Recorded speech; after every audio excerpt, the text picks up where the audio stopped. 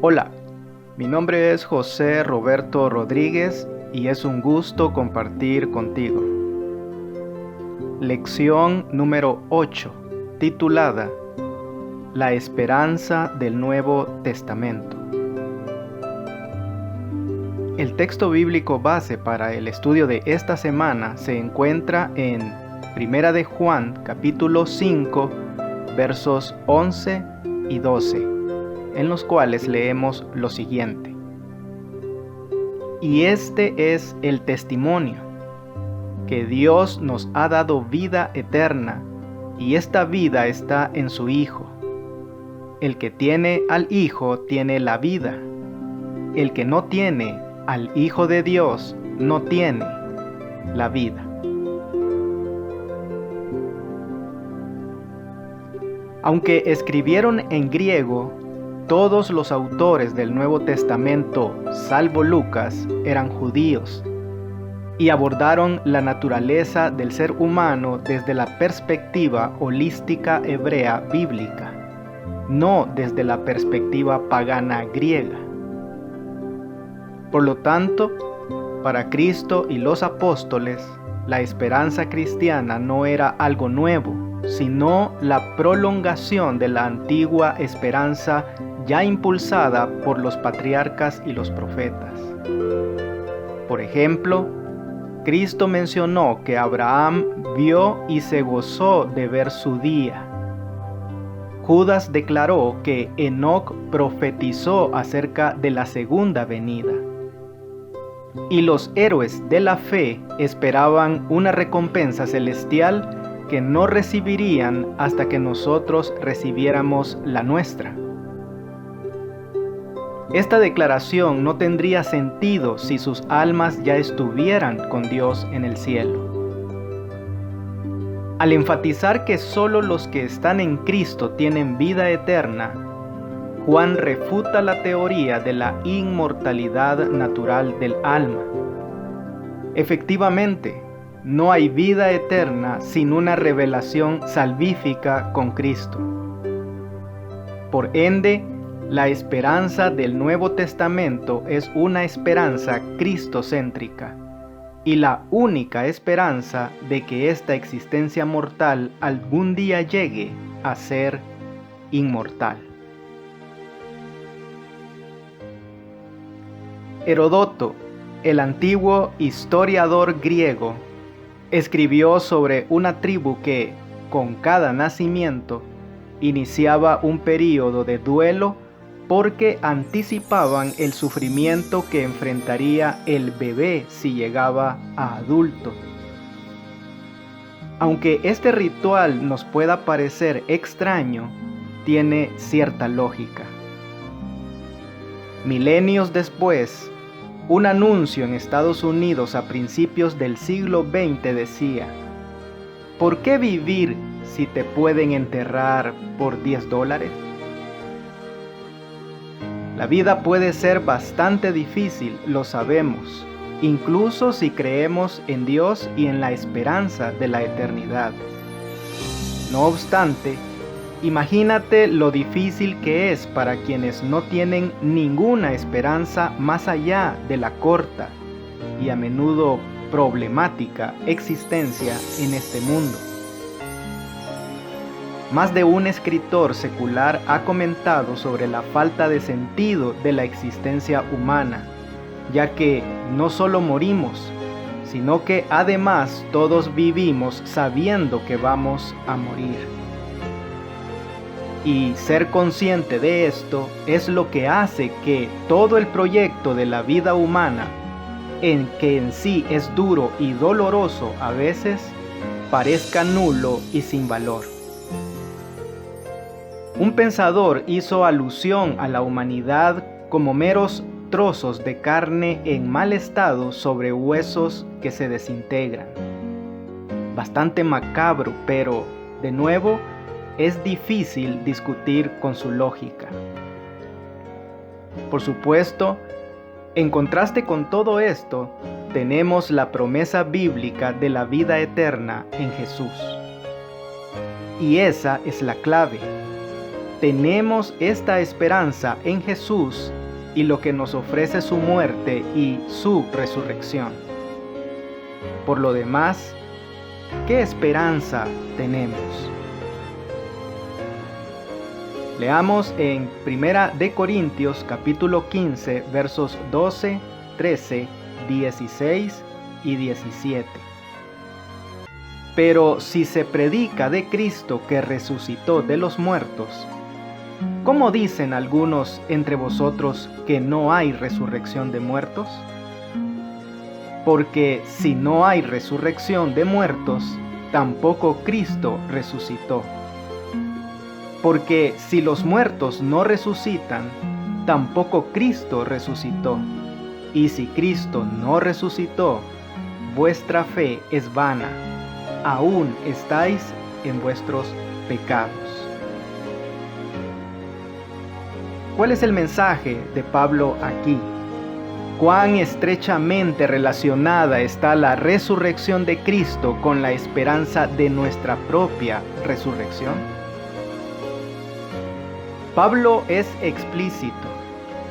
Nuestra resurrección está inseparablemente ligada a la resurrección de Cristo. Y si no resucitamos, entonces significa que Cristo no resucitó. Y si Cristo no resucitó, entonces, ¿qué? Vuestra fe es vana, aún estáis en vuestros pecados. En otras palabras, cuando morimos seguimos muertos, y para siempre. Y por lo tanto, todo es absurdo. Pablo prácticamente dice eso en 1 de Corintios 15:32. Si los muertos no resucitan, comamos y bebamos, porque mañana moriremos. Si nuestra existencia actual como protoplasma compuesto básicamente de carbono es todo lo que hay, y nuestros 70 años, con suerte más si no fumamos ni comemos demasiados alimentos chatarra, es todo a lo que alguna vez apuntamos llegar, estamos muy mal. No es de extrañar que Elena de White agregue: el cielo es de mayor valor para nosotros que cualquier otra cosa. Y si perdemos el cielo, hemos perdido todo. Piensa en lo preciosas que son nuestra esperanza y nuestra fe. ¿Por qué debemos hacer todo lo posible por la gracia de Dios para conservarlas? Leamos en Juan capítulo 14 versos 1 al 3. No se turbe vuestro corazón. Creéis en Dios, creed también en mí. En la casa de mi Padre muchas moradas hay. Si así no fuera, yo os lo hubiera dicho. Voy, pues, a preparar lugar para vosotros. Y si me fuere y os preparare el lugar, vendré otra vez y os tomaré a mí mismo, para que donde yo estoy, vosotros también estéis. Ya han pasado más de 2000 años desde que Jesús prometió volver. ¿Cómo podemos ayudar a otros a ver que, a pesar de la gran cantidad de tiempo, que en realidad no importa, esta promesa es relevante incluso para nuestra generación tan distante de la época en que Jesús la pronunció?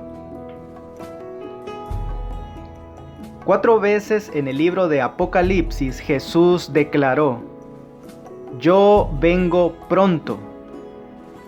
La expectativa de su pronta venida impulsó la misión de la Iglesia Apostólica y llenó de esperanza la vida de incontables cristianos a lo largo de los siglos.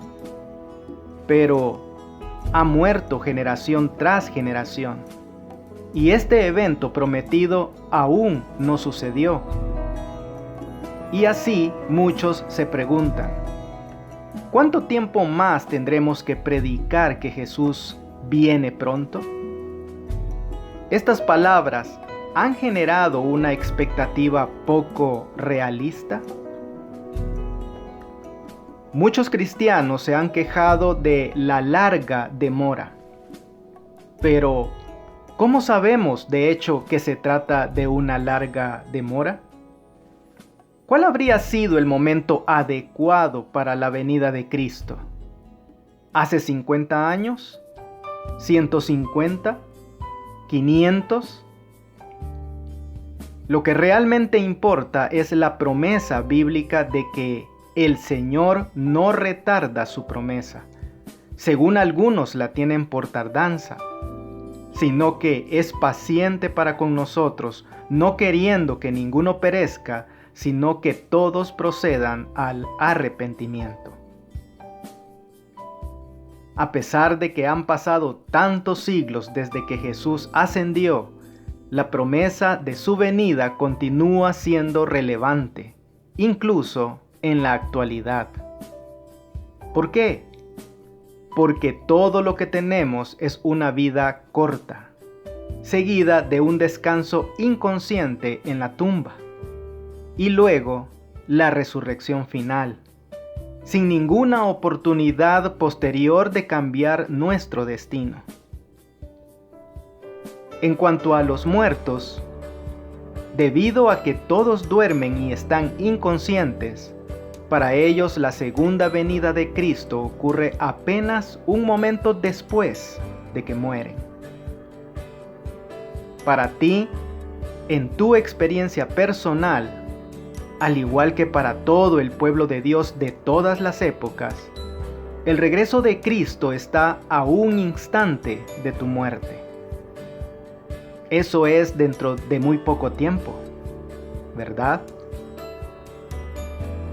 Cada día que pasa nos acercamos más a la gloriosa aparición del Señor Jesucristo en las nubes del cielo.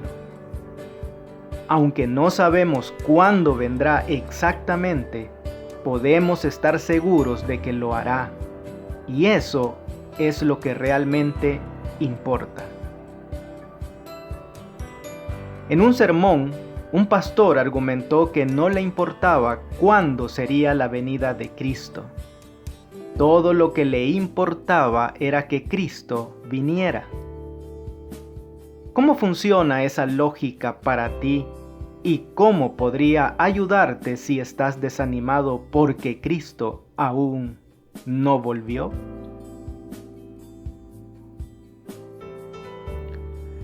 En uno de sus milagros, Jesús había alimentado a 5,000 personas con solo una pequeña cantidad de pan y pescado. Al darse cuenta de que la multitud tenía la intención de proclamarlo rey, Jesús navegó con sus discípulos al otro lado del mar de Galilea. Pero al día siguiente, la multitud lo siguió hasta allí, donde él pronunció su poderoso sermón sobre el pan de vida, con especial énfasis en el don de la vida eterna. Leamos ahora algunos versículos en el capítulo 6 del libro de Juan para tener una idea sobre cómo relacionó Jesús el don de la vida eterna con la resurrección final de los justos. Juan capítulo 6 versos 33 y 58. Porque el pan de Dios es aquel que descendió del cielo y da vida al mundo. Este es el pan que descendió del cielo, no como vuestros padres comieron el maná y murieron. El que come de este pan vivirá eternamente. Juan capítulo 6 versos 35 y 48. Jesús les dijo: Yo soy el pan de vida. El que a mí viene nunca tendrá hambre, y el que en mí cree no tendrá sed jamás. Yo soy el pan de vida. Y Juan capítulo 6 versos 40, 44 y 54. y esta es la voluntad del que me ha enviado, que todo aquel que ve al Hijo y cree en Él tenga vida eterna, y yo le resucitaré en el día postrero. Ninguno puede venir a mí si el Padre que me envió no le trajere, y yo le resucitaré en el día postrero. El que come mi carne y bebe mi sangre tiene vida eterna, y yo le resucitaré en el día postrero. En su sermón, entonces, Jesús destacó 3 conceptos básicos en cuanto a la vida eterna. En primer lugar, se identificó como el pan que descendió del cielo y da vida al mundo. Al declarar yo soy, del griego ego eimi, el pan de vida, Jesús se presentó como el gran yo soy del Antiguo Testamento. En segundo lugar, Jesús explicó que podemos obtener vida eterna en Él. El que a mí viene y el que en mí cree tendrá esta bendición. Y finalmente, Jesús vinculó el don de la inmortalidad con la resurrección final, al asegurar 3 veces a su audiencia, y yo le resucitaré en el día postrero. Jesús también hizo esta asombrosa promesa: de cierto os digo, el que cree en mí tiene vida eterna. Por lo tanto, el don de la vida eterna ya es una realidad presente. Pero esto no significa que el creyente nunca morirá, porque la misma expresión le resucitaré implica volver a vivir después de haber estado muerto. La imagen es clara. Sin Cristo no tenemos vida eterna, pero aún después de aceptar a Cristo y tener la seguridad de la vida eterna, por ahora continuamos siendo mortales y, por ende, sujetos a la muerte natural. En la segunda venida, Jesús nos resucitará, y en ese mismo momento nos dará el don de la inmortalidad que ya era nuestro. La garantía de este don no proviene de una supuesta inmortalidad natural del alma, sino de la justicia de Jesús que recibimos por la fe en Él. Medita sobre las palabras de Jesús de que, si crees en Él, tienes ahora mismo vida eterna. Esta maravillosa promesa, ¿cómo puede ayudarte a afrontar la dolorosa realidad de nuestra mortalidad actual, aunque solo sea temporal? Los tesalonicenses estaban convencidos de que se concedería vida eterna exclusivamente a quienes permanecieran vivos hasta la segunda venida. Habían protegido cuidadosamente la vida de sus amigos para que no murieran y perdieran la bendición que ellos esperaban recibir al venir su Señor. Pero sus amados, uno tras otro, les habían sido arrebatados, y con angustia los tesalonicenses habían mirado por última vez los rostros de sus muertos, atreviéndose apenas a esperar encontrarlos en la vida futura. Leamos en Primera de Tesalonicenses capítulo 4 versos 16 y 17. Porque el Señor mismo, con voz de mando, con voz de arcángel y con trompeta de Dios, descenderá del cielo, y los muertos en Cristo resucitarán primero. Luego nosotros, los que vivimos, los que hayamos quedado, seremos arrebatados juntamente con ellos en las nubes para recibir al Señor en el aire, y así estaremos siempre con el Señor. ¿Cómo corrigió Pablo este concepto erróneo? Existe una tendencia histórica al leer en la expresión «traerá a Dios con Jesús a los que durmieron en él», más de lo que dice el texto. Muchos que aceptan la teoría de la inmortalidad natural del alma sugieren que Cristo, en su segunda venida, traerá consigo del cielo las almas de los justos muertos que ya están allí con Dios, para que esas almas puedan reunirse con sus respectivos cuerpos resucitados.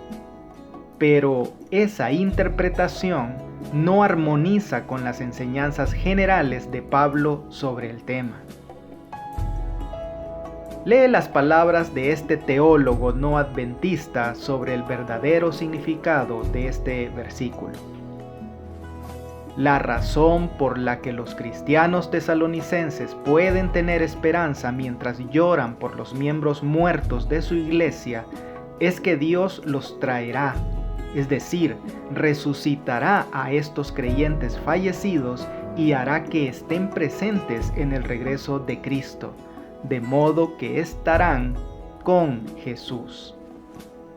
La implicación es que estos creyentes fallecidos no tendrán ningún tipo de desventaja en la parusía de Cristo, sino que estarán con Jesús de tal manera que compartirán por igual con los creyentes vivos la gloria vinculada con su regreso. Si las almas de los justos muertos ya estuvieran con el Señor en el cielo, Pablo no hubiese necesitado mencionar la resurrección final como la esperanza cristiana. Podría haber mencionado que los justos ya estaban con el Señor. Sin embargo, explica que los que durmieron en Él resucitarían de entre los muertos al final de los tiempos. La esperanza en la resurrección final llevó consuelo a los afligidos tesalonicenses. La misma esperanza puede ayudarnos a afrontar con seguridad los dolorosos momentos en los que las frías garras de la muerte nos arrebatan a nuestros seres queridos. Leamos en Primera de Corintios el capítulo 15, versos 51 y 52. He aquí os digo un misterio. No todos dormiremos, pero todos seremos transformados, en un momento, en un abrir y cerrar de ojos, a la final trompeta. Porque se tocará la trompeta, y los muertos serán resucitados incorruptibles, y nosotros seremos transformados. ¿Qué misterio está explicando Pablo aquí? Algunos predicadores populares sugieren que este misterio es el rapto secreto de la iglesia, que ocurrirá 7 años antes de la gloriosa segunda venida de Cristo. En este rapto secreto, los cristianos fieles son llevados al cielo en forma repentina, silenciosa y secreta, mientras que todos los demás permanecen aquí preguntándose qué les sucedió. Hay gente que podría ir en un automóvil y de repente descubrir que se quedó sin conductor, porque éste fue arrebatado al cielo y todo lo que queda es su ropa. La exitosa saga Left Behind, Dejados Atrás, de 16 tomos, que se convirtió en 4 películas, promovía esta falsa enseñanza y expuso a millones a ella. Por supuesto, ningún pasaje bíblico respalda una distinción tan artificial entre el rapto y la segunda venida. El misterio al que se refiere Pablo es simplemente la transformación de los justos vivos, que se unen a los justos resucitados en la segunda venida de Cristo. Este es el rapto. No hay un rapto secreto, porque la segunda venida será visible para todos los seres humanos vivientes. Y Tanto la resurrección de los muertos como la transformación de los vivos ocurrirán al sonido de la trompeta en la venida de Cristo. La segunda venida de Cristo dará lugar al encuentro más asombroso que jamás haya existido. Los justos vivos son transformados en un momento, en un abrir y cerrar de ojos. A la voz de Dios son glorificados. Ahora se vuelven inmortales y con los santos resucitados son arrebatados para encontrarse con su Señor en el aire. Los ángeles juntarán a sus escogidos de los cuatro vientos, desde un extremo del cielo hasta el otro. Santos ángeles llevan niñitos a los brazos de sus madres. Amigos a quienes la muerte separó por largo tiempo, se reúnen para no separarse nunca más, y con cantos de júbilo ascienden juntos a la ciudad de Dios. Esta es una promesa tan asombrosa, algo tan diferente de todo lo que conocemos, que es difícil de comprender. Pero piensa en la inmensidad del cosmos, así como en la increíble complejidad de la vida aquí. La creación misma da testimonio del asombroso poder de Dios. ¿Qué nos enseña todo esto sobre el poder de Dios para transformar a los vivos y resucitar a los muertos en la segunda venida de Jesús? Los romanos, escribió Stephen Cave, eran muy conscientes de la creencia de los cristianos de que algún día resucitarían físicamente de la tumba, y hacían todo lo posible para burlarse y obstaculizar esas esperanzas. Un informe de una persecución en la Galia en 177 después de Cristo registra que a los mártires primeramente los ejecutaban, luego dejaban pudrir los cadáveres sin enterrar durante 6 días antes de quemarlos y arrojar las cenizas al río Ródano. Ahora veamos si resucitan, se informa que decían los romanos. Esta pequeña lección objetiva sobre escepticismo teológico, aunque es dramática, no viene al caso. No demostró nada sobre la promesa bíblica de la resurrección. El poder que resucitó a Jesús de entre los muertos también puede hacer lo mismo por nosotros, independientemente del estado en que se encuentre nuestro cuerpo.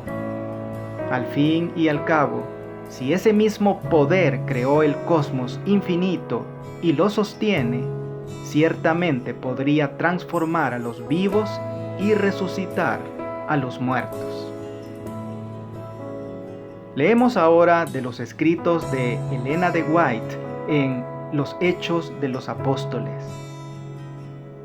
También traerá Dios con él a los que durmieron en Jesús, escribió Pablo. Muchos interpretan este pasaje como si significara que los que duermen serán traídos con Cristo desde el cielo, pero según Pablo, como Cristo se levantó de los muertos, así Dios traerá de sus tumbas a los santos que durmieron y los llevará con él al cielo. ¡Qué precioso consuelo! ¡Qué gloriosa esperanza! No solo para la iglesia de Tesalónica, sino también para todos los cristianos donde quiera que estén. Y ahora, algunas preguntas para dialogar. Alguien dijo, la muerte acaba contigo. La aniquilación total que no deja vestigios de nada contribuye en gran medida a destruir el significado de la vida. Y tiene razón. Entonces, ¿qué esperanza tenemos contra ese sinsentido en nuestra vida? ¿Cómo podemos armonizar la necesidad de crecer hacia la perfección con el hecho de que solo en la segunda venida de Cristo recibiremos una naturaleza incorruptible y sin pecado? ¿Cómo podríamos ayudar a alguien atrapado en la idea del rapto secreto a ver por qué esta enseñanza es incorrecta? En algún momento vuelve a leer 1 Corintios 15, 12 al 19. Estos versículos, qué poderosa evidencia presentan de la enseñanza de que los muertos duermen y no están arriba en el cielo con Jesús. ¿Y qué sentido tienen estos versículos si los justos muertos efectivamente estuvieran en el cielo con Jesús ahora? Amigo y amiga, la pluma inspirada nos termina recordando que Pablo mostró que aquellos que vivieran cuando Cristo viniese no irían antes al encuentro de su Señor que aquellos que hubieran dormido en Jesús. La voz del arcángel y la trompeta de Dios alcanzarían a los que durmieran, y los muertos en Cristo resucitarían primero, antes que el toque de la inmortalidad se concediera a los vivos. Luego nosotros, los que vivimos, los que quedamos juntamente con ellos, seremos arrebatados en las nubes a recibir al Señor en el aire, y así estaremos siempre con el Señor. Por tanto, consolaos los unos a los otros en estas palabras. Que Dios te bendiga. No olvides apoyar este ministerio suscribiéndote a mi canal de YouTube. Con esto tendrás acceso a un video resumen completamente ilustrado y animado de la lección de escuela sabática para adultos al inicio de cada semana. Espero tus likes y tus comentarios de la lección. Bendiciones.